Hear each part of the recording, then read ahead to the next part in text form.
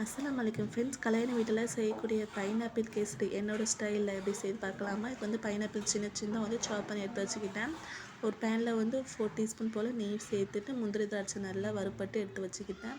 அதே பேனில் வந்து இன்னும் 1 டீஸ்பூன் நெய் சேர்த்துட்டு 1 கப் அளவுக்கு ரவை சேர்த்து நல்லா வந்து வறுத்து எடுத்துக்கலாம். 1 கப்பு ரவைக்கு வந்து 3 கப் அளவுக்கு தண்ணி கொதிச்சதுக்கப்புறமா இந்த ரவை கூடயே கொஞ்சம் கொஞ்சமாக சேர்த்து நல்லா கைவிடாமல் மிக்ஸ் பண்ணி எடுத்துக்கலாம். நல்லா ரவை வந்து வெந்து வந்துடும். நல்லா கைவிடாமல் மிக்ஸ் பண்ணிவிட்டு கட்டி எதுவுமே இல்லாமல் சிம்லேயே வச்சு தான் எல்லாமே செய்யணும். கொஞ்சமாக எல்லோ ஃபுட் கலர் வந்து நான் சேர்த்துருக்கேன். சேர்த்துட்டு 1 கப் அளவுக்கு பைனாப்பிள் வந்து சின்ன சின்னதாக கட் பண்ணி வச்சுருந்தோம்னா அது இது கூட சேர்த்து நல்லா மிக்ஸ் பண்ணிக்கலாம்.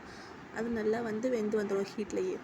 இப்போ வந்து 1 கப் அளவுக்கு நான் சுகர் சேர்த்துருக்கேன். கொஞ்சமாக ஏலக்காய் வந்து தூள் பண்ணி சேர்த்துருக்கேன். ஒரு பிஞ்ச் வந்து சால்ட்டு சேர்த்துட்டு நல்லா மிக்ஸ் பண்ணிக்கலாம். இதுக்கு வந்து 1 கப் அளவுக்கு சுகர் தேவைப்படும். நான் வந்து கண்டென்ஸ் மில்க் சேர்க்க போகிறதுனால 1 கப் மட்டும் சுகர் சேர்த்துருக்கேன். 2 டீஸ்பூனுக்கு நெய் சேர்த்து நல்லா மிக்ஸ் பண்ணிவிட்டு கொஞ்சம் இலகுவாக தான் இருக்கும். சுகர் கரைஞ்சி வந்ததுக்கப்புறமா ஸ்டவ் ஆஃப் பண்ணிடலாம்.